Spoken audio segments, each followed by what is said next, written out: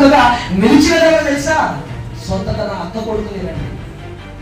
ఎంతో మంది దావీదు వెనుక ఉన్నప్పటికీ కూడా దావీదు అక్కగారి కొడుకులే తనకు వెన్నుముకగా నిలిచారు. దావీదు మనకు కనబడుతున్నాడు, కానీ దావీదు వెనుక ఎంతో మంది ఉన్నారండి.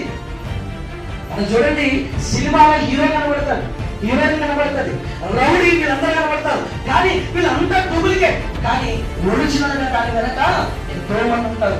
తెర మీద కనిపించే వాళ్ళు కొందరు, తెర వెనక ఉండే వాళ్ళు వందల మంది. మాట చెప్పినట్టుగా తూచా తప్పకుండా దావీదు మాట దేవుని మాటగా తీసుకొని నెరవేర్చిన వాళ్ళు ఎందరో ఉన్నారండి. ఇలా ఎంతో మంది ఆయన చెప్పిన మాట తూచా తప్పకుండా చేయగలిగారు. అందులో మొదట ఆ బిక్రీ కుమారుడైన షెబయాను ఈడ్చుకొని రండి అని పంపించాడండి.